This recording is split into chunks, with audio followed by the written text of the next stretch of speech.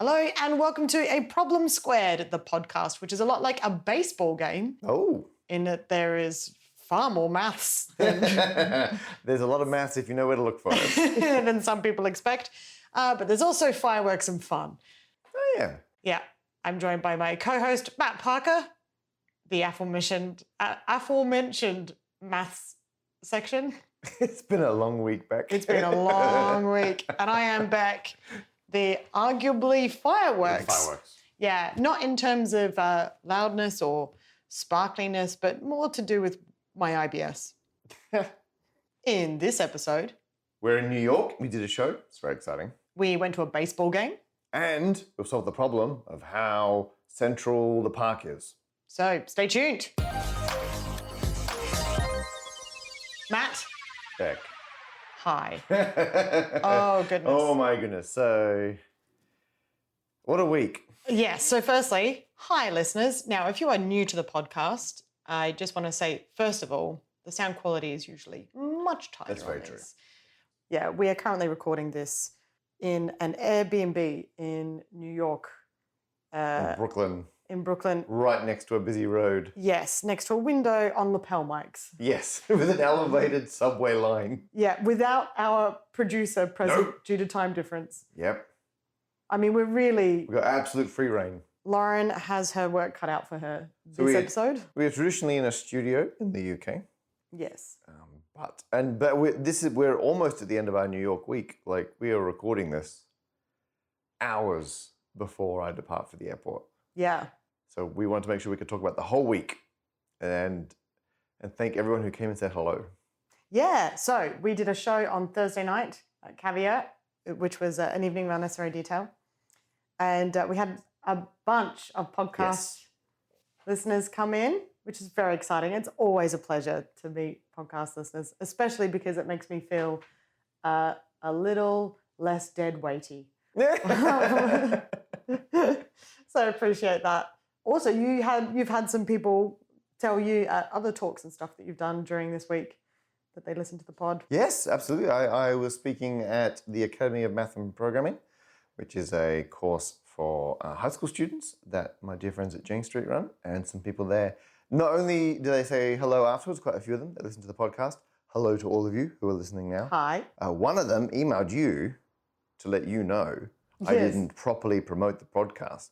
Yeah. In my educational talk, or the word educational is. And Matt has vowed to make up for this by doing a special video. Oh, really? Oh, that's good. Yeah, he's just found out.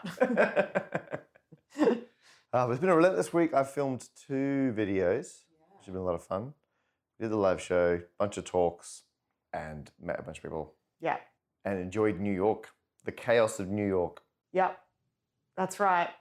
I got slightly thrown by the fact that there's table service at the Caveat now. Oh my goodness, I always forget about table service. Yeah, so I thought that there were some people talking quite loudly in the audience. Well, they were. There were people talking quite loudly in the audience. To be fair. And then went to do some classic crowd work. Then realised, wait, they're not being rude. I seem rude because I'm having a go at people just ordering some drinks and the staff. So for people who aren't familiar with this, in the UK, you get your drinks before the show or during an interval. Yes. And then you take your seat. And if you haven't got your drinks in time or you haven't got food delivered, it won't show up during the active show. Yes. Whereas in the US, there's like people, wait staff walking around in the, like amongst the audience. Yeah. Taking and delivering orders. Yeah. Sometimes at pretty much speaking volume. Yeah. And it's distracting. It's distracting, but there's the weird social contract that everyone just completely ignores. Yeah, unless you're a tourist who isn't used to it and then gets ready to have a bit of banter. Classic Beck Bants. Yeah, and then just comes across like I'm furious with some people just ordering some drinks. Just having a good night out. Yeah, just having a nice night out. Then realised that I didn't have time to get into that. I could see your brain. You're like, oh, do I gracefully pull myself out of this nosedive? Yeah. Or do I just abandon ship? I just abandoned it and then pushed on and hoped everyone would forgive me. Which by the end, when I did some terrible karaoke, you won them all back. Yeah, I like to think that more than just they pitied me. No, no, you had them completely on board. But it was a lot of fun. And we went to a ball game last night. Yes. Yeah. We took ourselves out to the ball game. We did. Well, actually, yeah, someone a else. kind friend, Truman, had tickets to the ball game and invited us along. Yes. We had an immense amount of fun. Oh my goodness. It turns out that what I need to get me interested in sport is some form of activity to do while the sport is happening. Because Truman's invented this has put together this incredible scoring card specifically for the games. Yes, baseball's renowned for having a lot of stats. Yeah. There's all sorts of things you can record. And on the screen at the game, they will give you some summary stats and they'll give you some detail about what's going on. But if you really want to get... Oh, there comes a subway train. Is it the J train? It sounds like a J train. You don't think it's the M? No, that's the J. If you really want like a play-by-play record of what's going on, then you need to write it down yourself. And Truman's designed their own sheet. Yeah. It's like an analog spreadsheet. Yeah. And you get to write all the players' names in. And I like it because there's little symbols, like drawing essentially that you have to... There's like little diamonds and you can draw how far the person gets around the diamond. I really enjoyed that. And loads of codes. Mm-hmm. And pretty granular detail where, you know, if someone is struck out, if they strike, you can indicate that differently if it was a strike where they tried to swing at the ball and missed versus a strike where they didn't swing but it went into the strike rectangle, which I think is the official name. Yes, that's what they call it. Yes. Well, I thought was very interesting is we got our sheets at the beginning of the game. The game was, approximately 3 hours? Yeah, about that. And I was curious to see how long different people would spend meticulously entering the detail into their sheets. Oh, okay. Yeah, and I was quite proud. I did the whole game. You did? Apart from when I left to go to the bathroom or... Rightfully gave it to Truman to fill it in for you. I passed it right down the line and got Truman to look after it while I was gone. Alex, who was also there with us, Alex is my camera person and editor extraordinaire. Alex, I think, dropped out by the second innings. Yeah. And when did you go? How far did you go with your sheet? I technically got the whole sheet filled in, but I think there's a couple of missing bits. And at one point I filled in the wrong inning and Truman had to put little arrows to show that I was meant to be in the next. Yeah. So, which is on brand. Yeah. As someone who gets very focused on doing something, but ultimately will get it wrong. But it achieved its goal of enriching the baseball experience. Yeah. I think if activity sheets were handed me for all other sports, I'd be well up for going. Yeah. You know what? I've been to 2 baseball games now. One baseball game I did not have a stat sheet to fill in as the game went along. And this game I did. And I had, and this is no reflection on the company I had, just my own inside my head experience, I had more fun with the sheet. Yeah. I paid more attention to the game. This time before, players were fungible. When someone's up to bat, I'm like, it's another batting person. But now I'm like, oh, it's that person again. And Alonso, and on the sheet I can see last time they hit it to the outfielder number 8 because all the positions are numbered. Yes. And you annotate where the ball's thrown. Yeah. And I was like, oh, it's so good. And I'm like, they hit it over there last time, or they did this, and you can see the whole game at a glance. So I felt more immersed in the game. I was paying more attention to the players and the teams, and it gave me the kind of macro view of what was going on that I didn't get last time, where I'm just watching people throw and hit the ball. Yeah. Whereas now I'm acutely aware of who's up to bat, where we are in the innings, what's got to happen next. It was the best way for me to learn about a sport, because I've been to other sporting events before and I couldn't necessarily tell you what happened in them. Yeah. Or what the rules of the game were. And I still couldn't for this. But I feel somewhat closer. Yeah. Do you want to know what the worst part of the baseball game was for me? The size of the hot dogs. Not the size. The hot dogs were smaller than I expected. They were small, but delicious. They were good. Yeah, they're very good. I had 2 hot dogs. Yeah, me too. I regret nothing. No, me either. That was not it. The little bit of rain at the beginning? No, the rain just reminded me that it wasn't raining the rest of the time. Nice.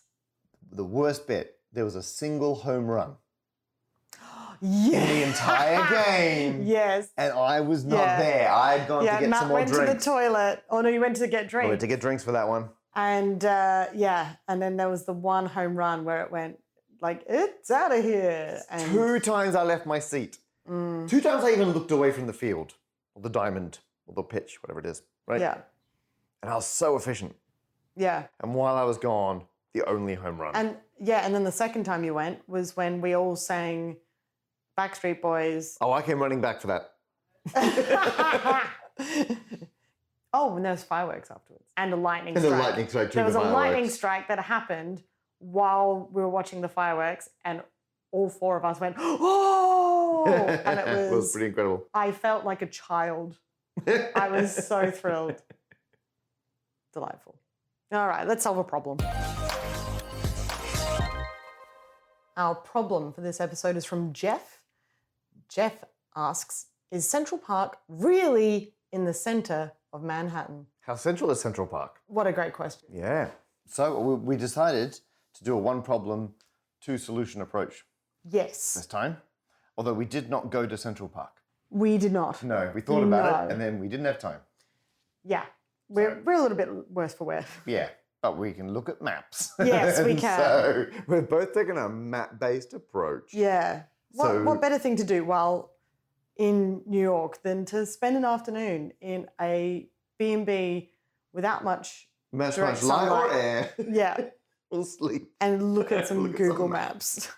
Now, you know what? I had going to Central Park quite high up my list this time because when they originally put the grid system into Manhattan, when they were surveying it, so it's called something like the Grid Commission of 1811 in the early 1800s, because before that, it was just like organically developed roads at the very bottom of Manhattan. So everything below like Wall Street is just chaos. Okay. Because Wall Street was the original wall of the city. Right. And so everything down there was just building up. Okay. And after a while, I mean, the Dutch had it for a while when it was New Amsterdam. The British took it. I mean, the Dutch took it as well. Like, it's been handed around. Everyone's taken it from someone else. And then, for the early 1800s, like, we've got to sort out this road system. And so they survey the whole thing and work out where they're going to put in this grid, which was, you know, not everyone was a big fan. People whose communities were going to be moved or removed because of the grid, not as on board Yeah, fair enough. as the people who wanted to own the new land. So anyway, so it was a bit controversial and it wasn't fair to everyone, but they sent a surveyor out and over several years they marked out the complete grid. And in the original plan, they weren't going to put in Central Park. Streets the whole way. Yeah. They put in not nearly enough public spaces. And then they later came in and put in some public spaces. Ironically, I think Central Park as a public space is on top of one of the communities who were forcefully removed. Oh, no. So it's a bit terrible. But because it was decided on after the fact, they'd already done the surveying. And somewhere in Central Park is at least one of the original surveying bolts that were put in to the ground to mark where the corners of the streets and avenues are going to go. Huh. And a lot of them are gone, obviously. All the ones that then became streets and avenues are gone. And people aren't familiar, the streets are the horizontal lines. Yeah. And the avenues are the vertical. But because Central Park was a change of plan late in the game, a lot of them were still there. And there's 2 rumored ones elsewhere on Manhattan, and there's one confirmed one.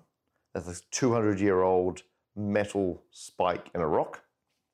And I've previously gone and found it. Lucy and I, a few trips ago, went and found it. And what I think is very funny is there's a tradition online of never confirming where it is. Yeah. So part of the challenge is finding it, Yeah. which I enjoyed immensely. Yeah. And so I spent a long time traipsing around, because it's going to be at one of the phantom junctions that line up with the streets and avenues Yeah. around it. It's like when you find a really cool bar and you're like, I'm not going to tell people to go to this bar. I'm going to take them to it one day. That's it. So that they go, oh my gosh, how did you find this bar? And the bar doesn't get too busy and popular. Exactly. So there's nothing, the spike's just there. And so it's not protected or anything. It's only Wow. protected by its obscurity. Oh, Yeah, it's crazy. That is interesting. And that's why there have been a bunch of rumors of other ones that have been found on Manhattan.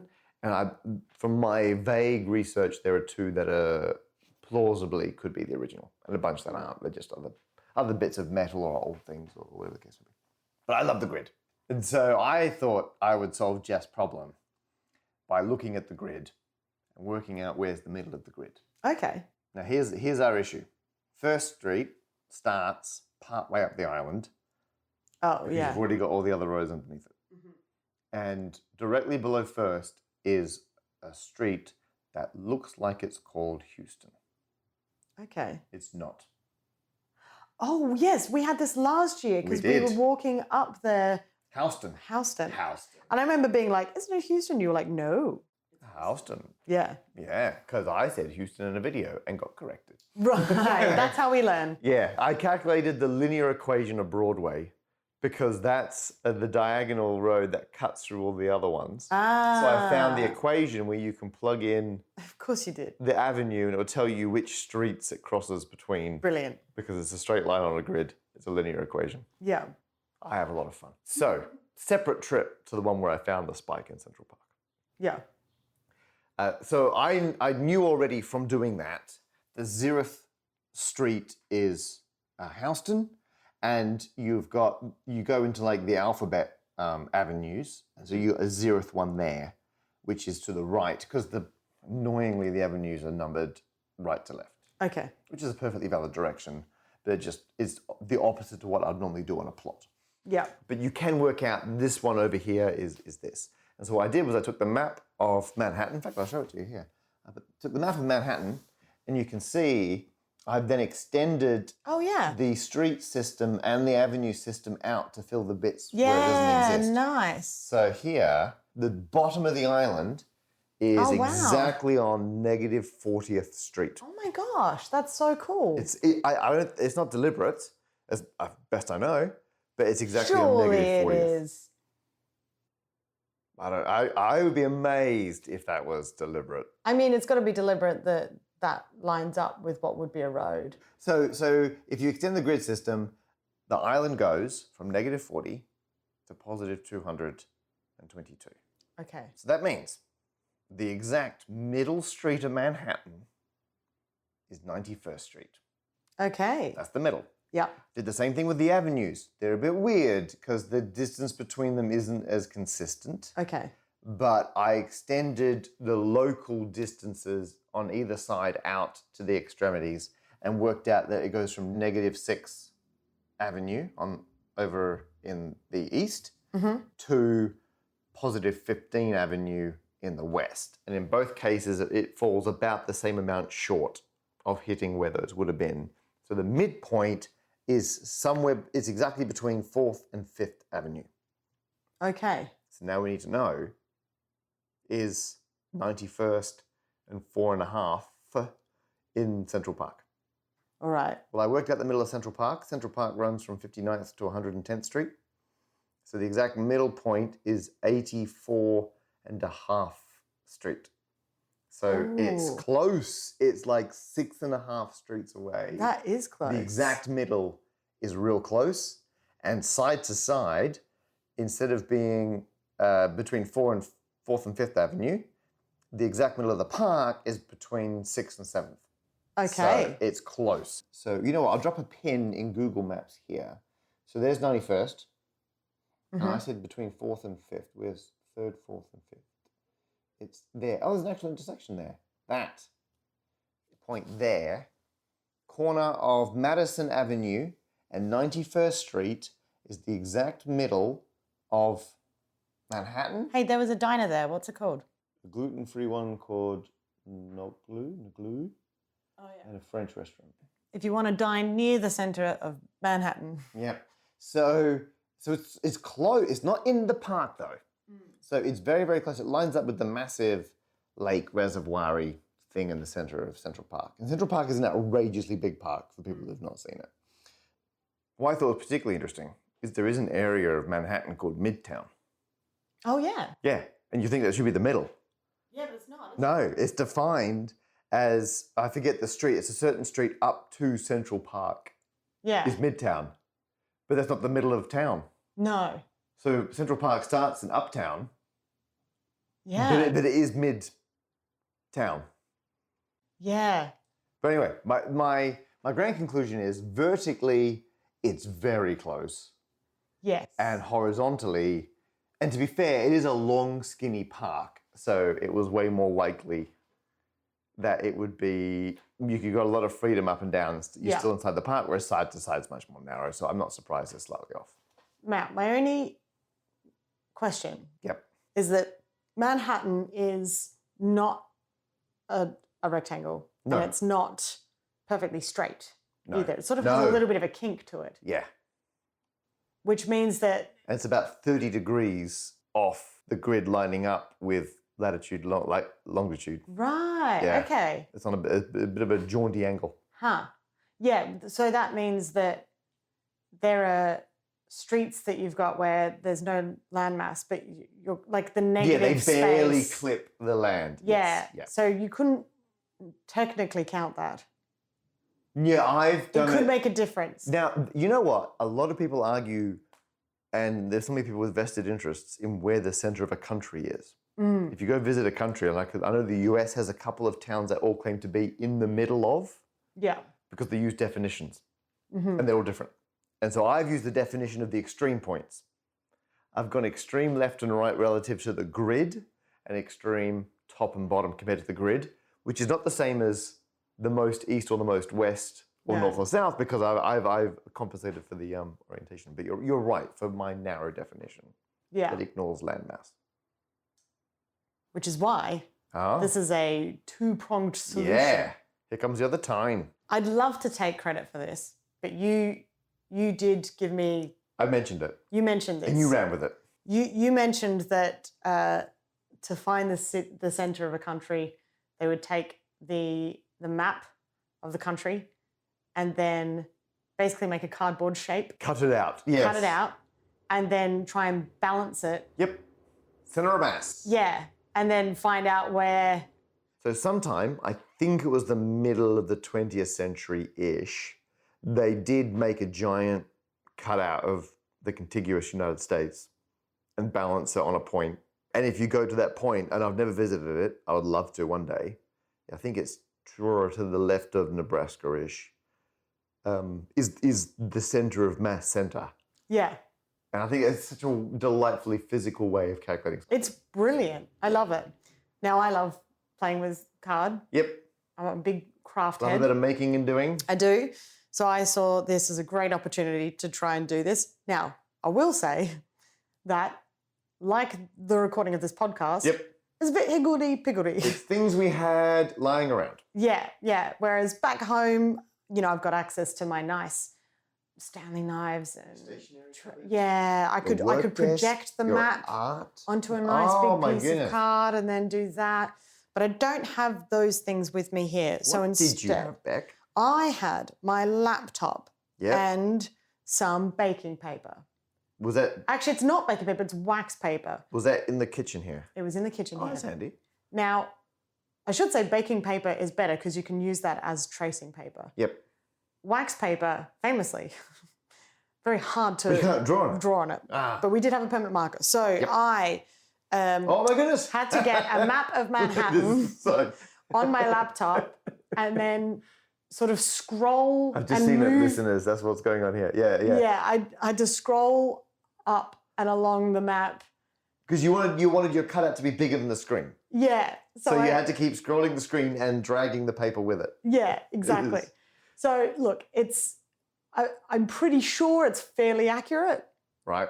Then we used a giant pizza box left over from dinner on the first night made here. from a New York pizza box. Yeah. Which, if anyone's not American, is bigger than you're thinking. Yeah. It was kind of like the width of the doorway coming into the building.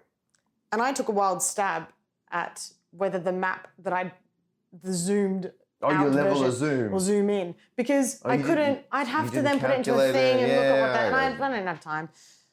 And I managed to get it diagonally on the box perfectly. I've Good never work. been more happy. Then I had to use a stunty little pair of scissors from a first aid kit to cut it out. I don't know if you've ever It took you so long. if you've ever tried to cut corrugated cardboard with a Yeah. tiny pair of scissors. But I managed to do it. So it's as accurate as I could with this scenario. I then marked out where Central Park is Yep. in there. I can see you've drawn a rectangle on it. Yep.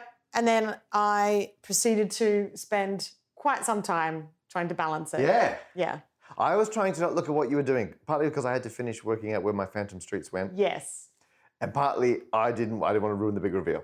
Well, this is why I enjoyed you showing me your grid so much, because I will pop a photo of this on socials, but Yeah. Matt, you can see once I found the point that it seemed to do the best balancing, Yep.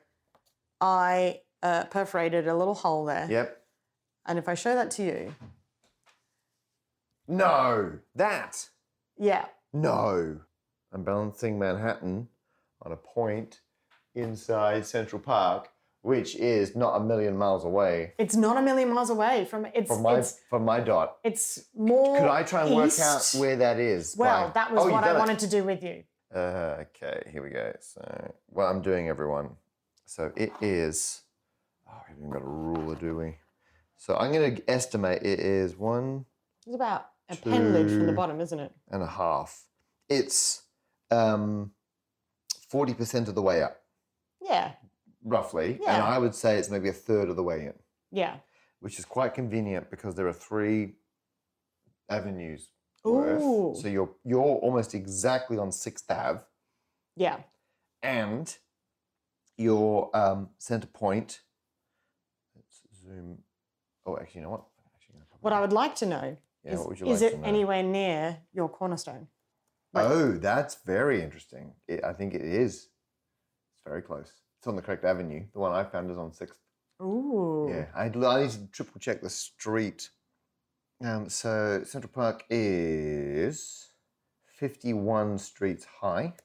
So it's approximately 20 up.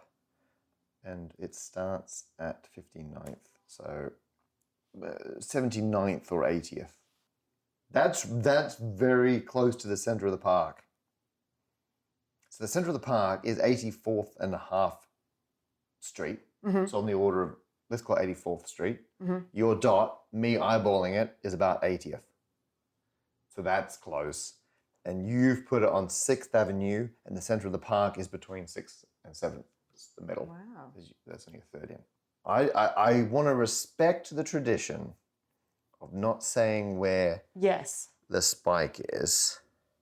No, the spike is, I will say the spike is further south, further downtown Ah. than yours, but it is one of the non-existent intersections that would have been on 6th.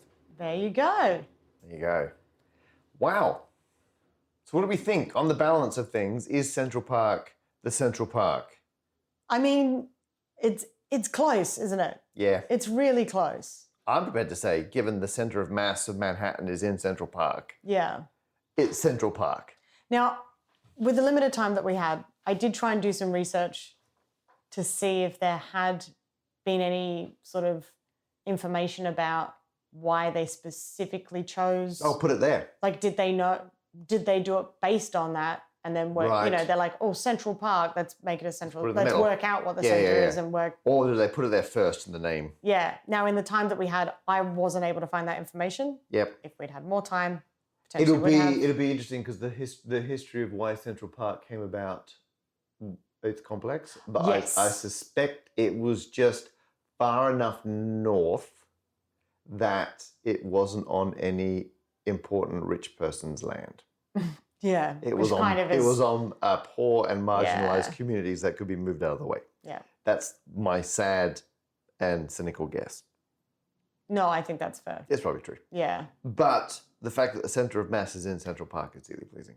It's very pleasing. I'm prepared to say that is the superior central point of Manhattan than my street and avenue malarkey.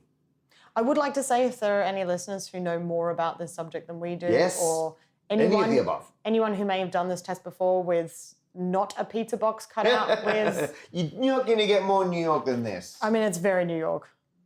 Pizza by the slice. You cut around the little I would have done parks more. and everything. I would have done more, but That's great. I think this is another giveaway You want to give away our Manhattan? to a lucky listener. Okay. So we will. We still got to draw at the time of recording. Mm-hmm. We still got to draw the Parker Square winner. Yep. And that's July. How about at the end of August, we'll draw the map of Manhattan winner. Yep. Done. Deal. This is a work of art. It just means in the meantime, we don't know if we take it back to the UK with us or we leave it here. I'll work out the centre of mass of all of our Patreon supporters. And if it's closer to the UK, we'll take it back. If it's closer to the US, we'll leave it with a buddy here. Yeah, nice. Speaking of Patreon supporters, I just wanted you to know that song is just for you guys. I don't know if it got picked up on the microphone, but... a very loud car drove by. Yes, yeah. So we like to thank 3 of our Patreon supporters at random at the end of each episode. Specifically... Chuck White, Chook Whitty. This one's going to be hard for Yeah, me. good luck. Tim. It's Tim. I can't get this. How do you get Tim wrong? I feel like Timmy. Tim. I feel like you just John. Well, man, you can overpronounce an completely M. wrong name. It's a silent I. Yeah, or they're all silent. It's trademark. Good old trademark. Good old Tim. And aeronaut. Arion out. Thank you, supporters. We couldn't do it without you. Thank you for new listeners. Yes, what a weird episode to start on. Yes, I don't know why you would start here, but we appreciate it. Maybe you came to the show, you came to an evening of unnecessary detail, you enjoyed it so much, you're like, I will listen to the next episode. Yeah, and you wrongfully decided to work your way backwards, which I wonder if that means you get spoilers for previous episodes because we normally have any other business at the end of That's true. And we do have a policy of making sure new listeners don't feel left out. So we do a lot of casual recapping. Yes. I think is the best way to describe it. Yeah. So everyone's enjoying the ride. Some people did ask, what episode is the best one to start on? Yeah. What do you think? Yeah. So Let us know. We didn't know what to say. I said, go back 10. Okay. And then, because then you can listen to them faster than we made them. Early on, when it's new and exciting. That's true. And by the time they're starting to wear off, then you will have caught up to the new ones coming out. That's true. And you can always fill in the prequels. I think if you have a favourite, Yeah. go to the problem posing page, aproblemsquared.com, click solution in the drop down, and let us know what's your favourite episode. What episode do you tell people to start with? Because it's not just the best single episode to listen to first. That's when you're going to pick up all the stories and carry forward. Yeah. So let us know. And this podcast wouldn't be possible without my brilliant co-host, Matt Parker. That's me. I think we knocked it out of the park. Hey. That's why they call me Matt. Knocked it out of the Parker. Yeah, I can't believe I didn't make that. I didn't You're make a very ball. tired, Beck, very tired. I can't believe I didn't make a ball Parker gag last night. You know what? There are so many cliches and sayings and expressions that come out of baseball, Yeah. and we've used roughly 0 of them. We, in that regard, struck out. Nice. Thank you. Baseball. I'm done, guys. I'm done. I'm so sorry. This is not my usual standard of banter. It's is real. it? It's real, man. Strap in. So, on that note, thank me. Thank you, me, for being the other host. And thank you, as always, to our wonderful producer, Lauren Armstrong Carter. There's going to be a sting now. It was listening to this afterwards and making it work. Doing her best to make it sound good.